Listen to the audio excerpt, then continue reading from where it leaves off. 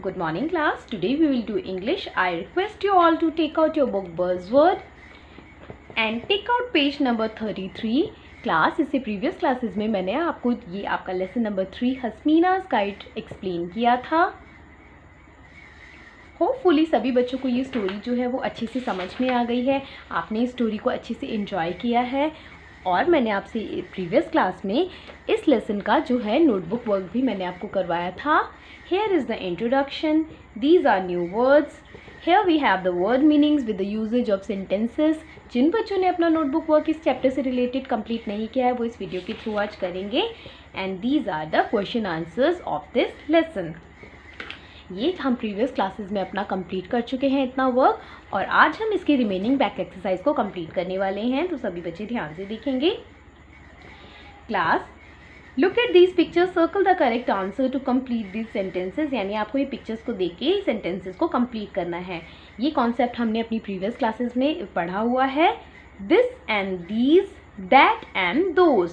This क्या होता है, ये वर्ड्स क्यों यूज होते हैं? दिस, दीज, दैट, दोज, ये वर्ड्स यूज़ होते हैं किसी चीज़ को पॉइंट आउट करने के लिए, मतलब किसी चीज़ की तरफ इशारा करने के लिए. जैसे मैं बोलती हूँ, जैसे आपको मम्मा बोलती हैं कि ये बुक लेकर आओ या फिर वो वाली कपड़े लेकर आओ, तो जो दिस है, दिस का मीनिंग होता है यह है, this is my teddy bear. This किसके साथ यूज़ होता है? वन थिंग के साथ. जब कोई चीज़ एक होती है, देखो उसके हाथ में वन ही टेडी बियर है ना, तो this is my teddy bear, वो बोल रही है दिस. और ये इसके पास में भी है, जो चीज़ हमारे पास में होती है, पास में रखी चीज़ को हम बोलते हैं दिस. जैसे कि दिस इज़ बुक. दिस के बाद ये होता है वन, किसी वन चीज़ के साथ यूज़. जब वन से ज़्यादा चीज़ें होती हैं, जैसे कि मान लीजिए मेरे पास में यहाँ पर पेन्स हैं और ये वन से ज़्यादा हैं और मेरे पास में ही रखे हैं, तो मैं क्या बोलूँगी? These are pens. ये दिस नहीं होगा, दीज आर पेन्स. ठीक है. जब ज़्यादा चीज़ें होती हैं तो हम दीज बोलते हैं, और हमारे पास में भी होती हैं. जैसे वो बता रहे हैं कि दीज बैंगल्स आर प्रिटी, ये बैंगल्स प्यारी हैं.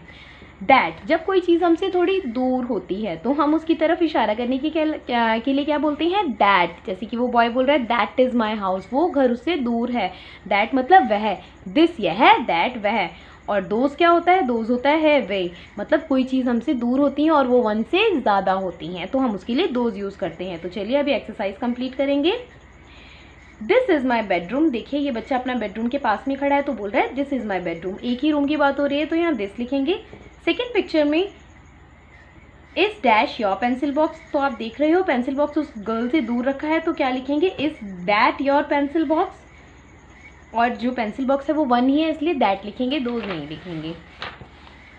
Dash shoes are Namita's. यानी ये जो शूज़ हैं वो नमिता के हैं, तो शूज़ दूर रखे हैं और शूज़ वन से ज़्यादा हैं, तो हम क्या लिखेंगे? दोज. दोज को सर्कल करेंगे और यहाँ लिखेंगे those shoes are Namita's. These are my favourite books. देखो गर्ल के पास में है बुक्स और एक से ज़्यादा है, तो क्या लिखेंगे? These are my favourite books. Are those apple sweet. क्या वो एप्पल स्वीट है? तो देखो वो एप्पल जो है वो उससे दूर है, इसीलिए हम क्या लिखेंगे? दोज. और वन नहीं है, वन से ज़्यादा है, तो दैट नहीं, दोज आएगा यहाँ. तो इस तरह से आप इसको समझ के कंप्लीट करेंगे. Now come to page number 35. Read these sentences. आपको क्या करना है? सेंटेंस को पढ़ना है. He watched the black kite. उसने ब्लैक काइट को देखा. Look at all those kites said Hasmina. उन सभी काइट्स की तरफ देखो. क्या वो कौन बोली? Hasmina. Hasmina and Saif could see Sharma ji walking on the roof. Hasmina और सैफ ने देखा कि शर्मा जी रूफ पर चल रहे हैं. तो देखो बच्चों, वॉच्ड, लुक्ड एंड सी तीनों अलग अलग वर्ड्स हैं, बट तीनों का मीनिंग एक ही है, सेम है, वो है देखना. लेकिन किस सेंटेंस में हम कहाँ पर वॉच यूज़ करेंगे, लुक यूज़ करेंगे, सी यूज़ करेंगे, मैं आपको बताती हूँ. We use see when we spot something. यानी जब हमें कोई चीज़ अचानक से मिलती है तो हम उसे सी बोलते हैं. कि जैसे उन्हें अचानक से शर्मा जी मिले तो उन्होंने यहाँ पे लुक नहीं, वॉच नहीं, सी लिखा है. सी मीन्स देखना. We look use when we turn towards something so that we can see it. Look हम वहाँ यूज़ करते हैं जब हम किसी चीज़ की तरफ मुड़ते हैं और उसे देखते हैं. ठीक है, तो हम वहाँ यूज़ करते हैं लुक. जैसे कि उन्होंने वो काइट की तरफ देख रहे थे, तो काइट की तरफ देखने के लिए उन्हें मुड़ना पड़ा, अपनी पोजीशन चेंज करनी पड़ी, तो वहाँ यूज़ हुआ look. We use watch when we look someone or something for long time.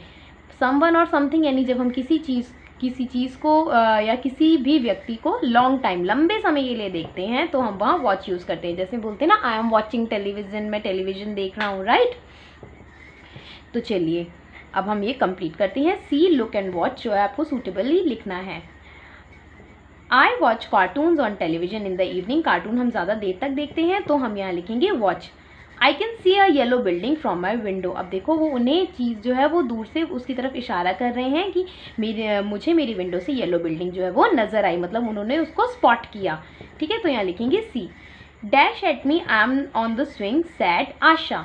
Look, तो हम यहाँ लिखेंगे लुक एट मी, मेरी तरफ देखो, मैं स्विंग पर हूँ, झूले पर हूँ। अब हमें किसी को झूले की तरह किसी को देखना है झूला झूलते हुए, तो हमें अपनी पोजीशन चेंज करनी पड़ेगी, अपना सिर घुमाना पड़ेगा, तो हम यहाँ लिखेंगे look.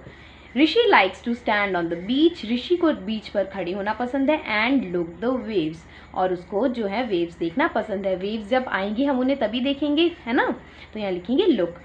Can you see my pen anywhere, क्या तुम मेरे पेन को कहीं क्या तुमने मेरा पेन कहीं देखा है या देख सकते हो तुम मेरे पेन को। तो जो मतलब किसी चीज़ का मिलना या ढूंढना, तो वहाँ हम सी लिखते हैं।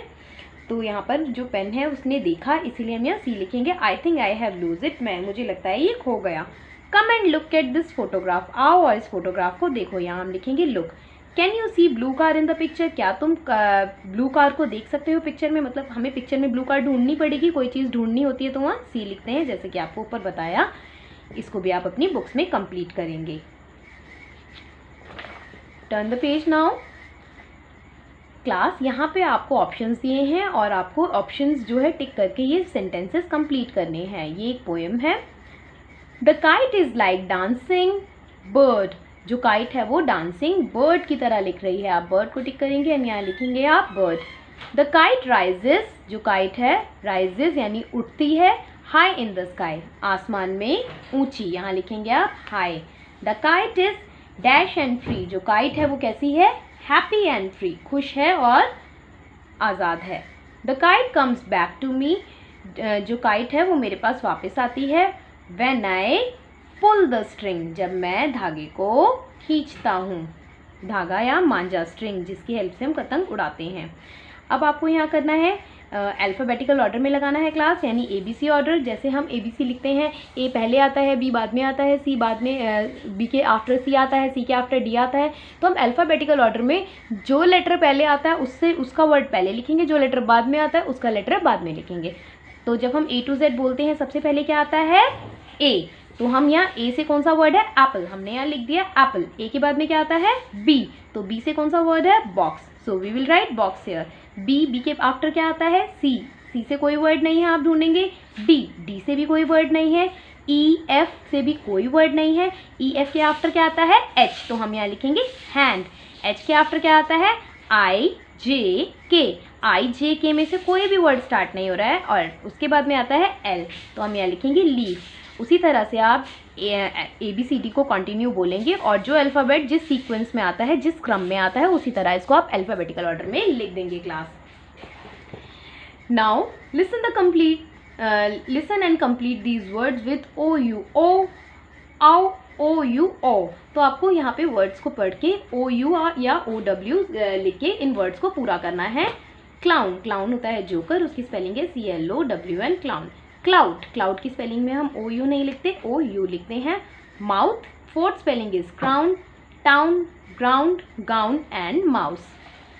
इसी तरह से आपको ये कंप्लीट करना है। Now come to page number 37। Describe these things in 3 or 4 sentences. Describe यानी वर्णन करना है, किसी चीज़ के बारे में बताना है।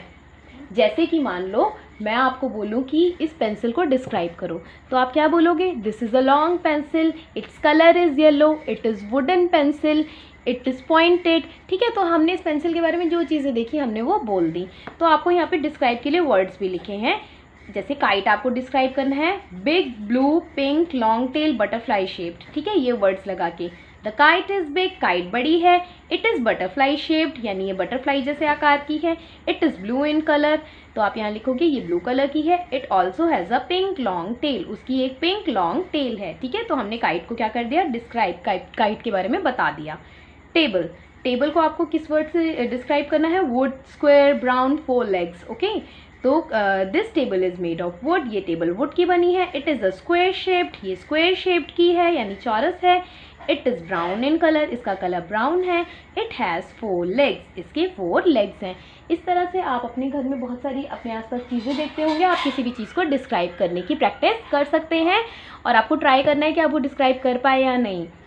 जैसे मान लीजिए आपने एक एप्पल ले लिया तो आप बोल सकते हो this is a Apple, this is big या स्मॉल, जो भी वो है, बिग है, स्मॉल है, या फिर it sweet, it is a fresh Apple, it sweet is, it taste is sweet, या इट टेस्ट इज़ सार। तो इस तरह से आप किसी भी चीज़ को डिस्क्राइब कर सकते हैं class. So this is your homework today. Book work जो है आपको जस्ट बुक में ही कंप्लीट करना है, नोटबुक में कुछ नहीं करना है। Page number 33, page number 34, 35, page number 36 and page number 37 complete in your books. Thank you for watching this video class.